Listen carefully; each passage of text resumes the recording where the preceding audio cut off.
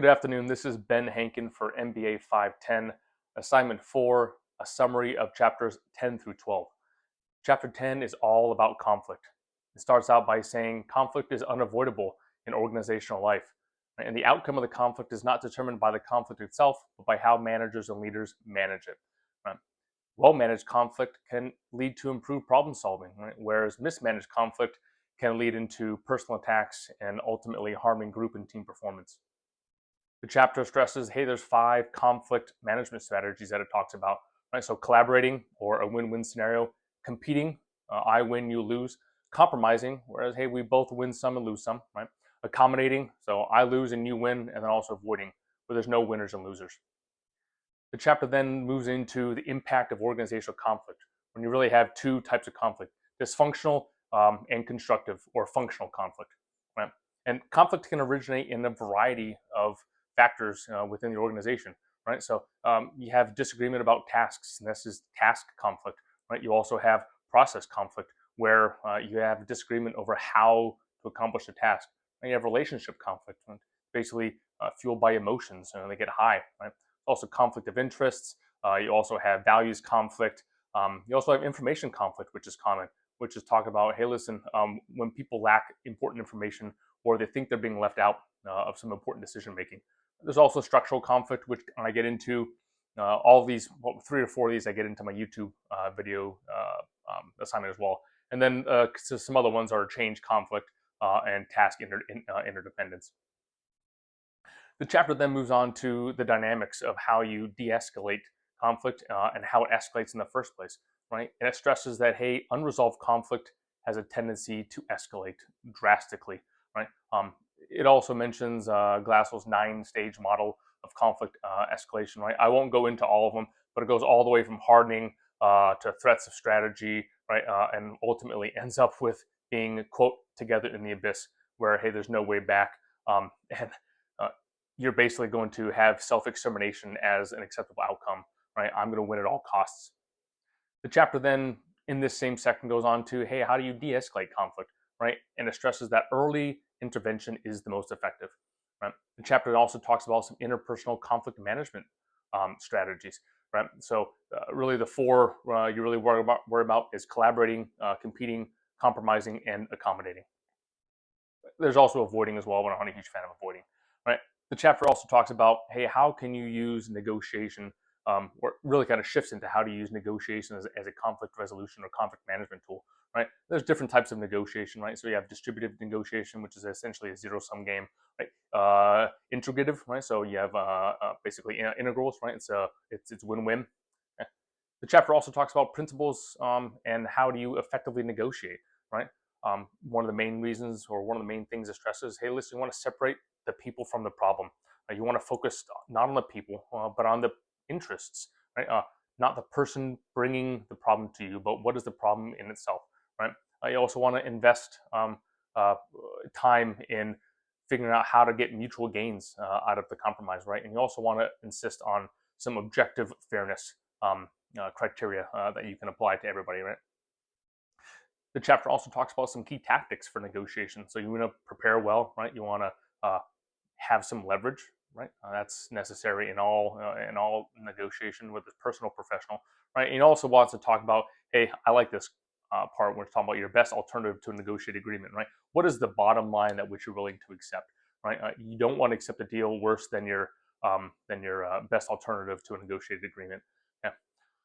The chapter also talks about, hey, listen, how do you want to manage your emotions, right? So you want to show empathy. That's one of the best ways to negotiate, coming from a position of, hey, I understand where you're at, and I want to try and get to a compromise here. So having empathy is super important. In this portion of the chapter, we'll talk about negotiations, just as it was, we talk about emotional intelligence, I think, in chapter 4. Right? You also want to identify your priorities. Right? So know what you can't part with, and this goes back into your best alternative. Right? Know what your completely bottom line is. The chapter also, this is a recurring theme in all the chapters thus far, talking about cultural negotiations or cultural considerations, right? So styles of conflict in different cultures are very different, right? In the US, they're very different than in China, than in Britain, right? And then communication as well. And to give some examples about India, and also negotiation norms, right? So the negotiating norms in Russia is very different than Saudi Arabia, and very different than Korea. Okay? And the last thing really chapter talks about is your ADR, right? So your alternative dispute resolution. Basically, you want to use a neutral third party, right? And it's talk about conciliation, mediation, arbitration. And then what we have in the military is an ombudsman. Right? So this is an independent third party. We usually have it be a spouse of one of the crew members, right? And they go through specialized training, but she's a conduit, or he is a conduit, in order to basically mediate fair settlements in the entire chain of command. So we use that in the military. It's not great all the time, right? But it works, right? So anyway, chapter 10 was all about conflict. And then chapter 11, 12 really move into leadership, approaches to leadership, the different theories about leadership, different models, and where you can go great and where you can go wrong, right? So chapter 11 really talks about, hey, listen, leadership is really, I've talked about it before, it's non-coercive influence. Leadership is about me getting you to do what I want you to do without you knowing I'm making you do it, right? I want you to think that I want you to own the idea. I want you to own the action. And that's what we talk about. And that's what the book describes when we talk about non-coercive influence. And leadership is crucial for driving change. We all know that, and we've talked about it in previous chapters, right? And then management, which the chapters talks about the difference between leadership and management. And those are very two distinct things. And management is essential for maintaining stability and order, whereas leadership is more the long-term vision of the group, team, company, what have you, right? There's different approaches that you can take to leadership, right? So the book talks about the trait approach, the behavioral approach. There's also some leadership models that the book talks about. The big one being Fiedler's LPC model, right? Which basically talks about, hey, your effectiveness depends on the match between your personality and what the problem is. Right? I don't really subscribe to that. I like the path goal theory, which talks about, hey, listen, you need to adapt your behavior to what's going on around you, right? And then we'll get some more into that in chapter 12. The chapter also talks about Vroom's decision tree approach. Right? The chapter then moves into just some basic definitions and, well, what is the nature of leadership, right? So it talks about, hey, it's a process, it's a property, right? And one of the biggest core tenets of leadership is influence, right? And it's basically the ability to affect beliefs, motivation, and really the behaviors of others, those under your charge. Right? The chapter also makes some differences and delineations between who's a manager and not a leader, when you can be a leader, not a manager, or both a manager and a leader. And those are two very separate things and two very separate different skill sets that you need. The chapter expounds upon the trait approach, right? We talk about, hey, listen, it's really most focused on your individual intelligence, self-confidence, energy of the actual leader, right? Some limitations of it became impractical, right? And so then they moved on to, hey, listen, you really want to talk about emotional intelligence, which is really the trait approach put on the 21st century. There's a lot of talk about emotional intelligence, which some videos and some projects in the past I've submitted for this, right? And also talk about, hey, listen, you really need to take into context your charisma, your integrity, your self-confidence. And those are all important factors for a leader nowadays. The chapter also expands upon the behavioral approach, right? We're talking about, hey, listen, you have job-centered behavior, really focusing on performance. You have the employee-centered behavior, right? And you're focusing on the human, right? The human aspects of the team or the company or the group in order to be high performers, right? The studies that the chapter 11 talks about basically talk about, hey, listen, employee-centered behavior was more likely to lead to increased group performance, right? This was the Ohio State and the Michigan studies, right? The chapter also talked about the leadership grid, right? So it was talking about concern for production, concern for people, right? And the different styles in it, all the way from the lower left, which was the impoverished management. I'm pretty sure that's lower left, which is the impoverished management, where, hey, listen, you have no concern for either production or the people, right? All the way up to nirvana, which is team management, right? So a 9 to 9 out of this scale, or the 9 on the x-axis, 9 on the y-axis, which is talk about, hey, the maximum concern for both people and the company and the output, the production, and that's presented in the chapter as the ideal style, right? The chapter also talks about some situational leadership models, right? And this goes back to what we talked about, Fiedler's LPC, or the least preferred coworker theory, right? So basically talking about the leader's effectiveness depends on the match between the leader's personality and how they favor the situation, right? This concedes, or this thinks that the leader style is considered fixed, right? And some people are like that. I agree. I like the path goal theory, which talks about, hey, listen, leaders should adapt their behavior to the situation, right? The decision tree approach We're not going to go back into that. I'm not too terribly too worried about that. There are some decision styles that the chapter talks about, right? So you need to decide, consult either individually or via group, facilitate and delegate, right? And then the chapter really moves on to what I like, which is the contemporary leadership, and it talks about the strategies and challenges of each, right? Challenges of maintaining energy in the workload, especially in this um, uh, this environment, right, where productivity is valued above a lot of things, and some people are working 80, 100 hours, right? I do that in the military, but that's just because that's what I need to do to get the job done, right? And when I'm out to sea, I'm at work 24/7. Whereas you don't really need to work 80 to 100 hours at a Dunkin' Donuts or at a CVS. Well, not that's just silly. Um, the chapter stresses some recharging strategies, right? And we've talked about this in previous ones as well, right? So um, give some examples, right? So Carlos Gosen, right? So from Renault Nissan, we talked about he listen, he doesn't bring his work home, right? Miss Marissa Mayer, so the former executive at Yahoo, talks about hey, listen, she put complementing short nights of sleep, right, with a longer vacation. She took 3 or 4 week-long vacations throughout the year. And then we talked about this in previous videos, physical exercise. That's a healing power for most people. Another way to manage it is you manage the information flow, right? And basically, you want to stop from being overwhelmed. The integration of technology is a big driver and a force for this, right? And it talks about Bill Gates. He's got a 3-screen desktop, right? So we can manage everything going on. And then also, some leaders intentionally create breaks from the flow of information. It talks about Vera Wang. Talks about Bill Gross, who is the security manager, right? He basically eliminates the noise. We try and do that in the military too, right? Eliminate the noise. Create some white space so that I'm not just going from meeting to meeting to meeting, but I have time to think the bigger thoughts, to think about things that no one else is thinking, right? And this was also talking about, I like how we talked about cultural differences in chapter 10. The corporate board diversity and cultural differences in the expectations of leadership was also touched upon in chapter 11, right? And it's talked about some expectations of different cultures, right? So Italy and Japan, they basically have a different view of how leadership should be, right? They have a view of hey, leaders should be all knowing, omnipotent. That's unrealistic, right? Whereas other cultures, mainly like the U.S., hey, it's fine if I say I don't know, right? There's some times in some places where I need to project confidence, right? People are gonna people are gonna follow that, right? If I have the not the charisma, but I have the self confidence, I have the attitude that hey, I know what I'm doing, so people can say, all right, sounds good. That guy knows what he's doing, or that woman knows what she's doing, right? But in general, like, the U.S. is fine with leaders saying, I don't know. That's a great question. I'll find the answer for you, right? It doesn't fly in some countries. So moving on from chapter 11, which is basically the introducing the various models of leadership. Chapter 12 talks about some contemporary views of leadership, right, and some theories of it. So the LMX, or the leader member exchange model, right? That's basically this is it. It's talking about focusing on unique relationship that each leader forms with their subordinates. There's pros and cons, right? So if you don't do it right, you can have an in-group and out-group, right? If you don't manage it well, but that it, that happens often, right? But just as something you need to be aware of as a leader going in, that you can alienate or feel like one group is included when the other one isn't.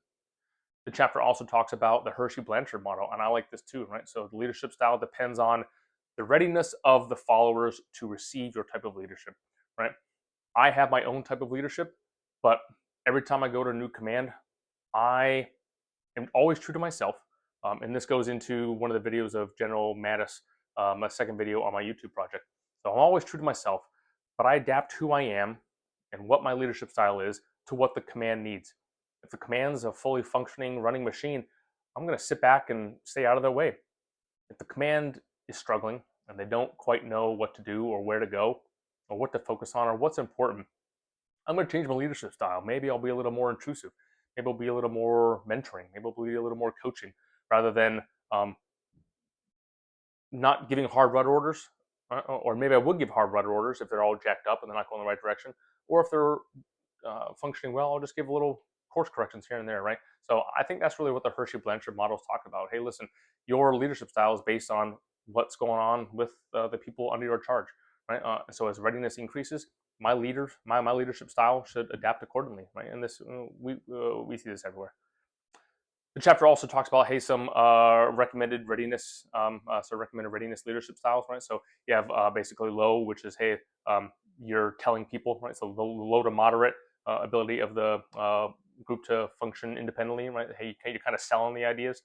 the moderate to high independence, hey, you're a participant. And then if you're extremely high, then you're basically just delegating, and that's nirvana. Chapter 12 then moves on to some leadership through the eyes of followers and talks about, hey, listen, this is where we talk about some transformational leadership, some charismatic leadership, and some of the attributes of leadership.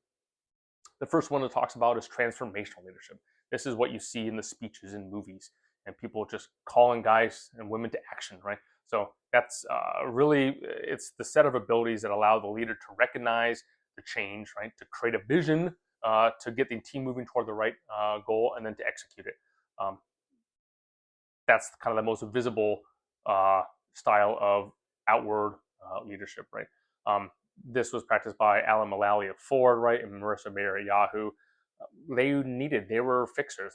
They came in and fixed a solution. We certainly have that in the military. We have some guys and women that get pegged early on. It's like, hey, this person is a transformational leader. So they're put in the most difficult billets when the crew isn't operating well. They've failed some exams. There's a combination of factors, but they're transformational leaders. It also talks about some charismatic leaders, which I talked about in General Mattis in my video, right? So charismatic is talking about individual characteristics, right? And how they want to inspire acceptance and inspire action and support from their people under their charge. Some of the characteristics in this, hey, people have a high self-confidence. They have a really confidence in their beliefs and ideas on not only me as a person, but what I'm espousing. And I also want to influence the people, right? And I have high expectations, and I want to make sure that people understand, yes, I have high expectations, but I know you can meet them, right?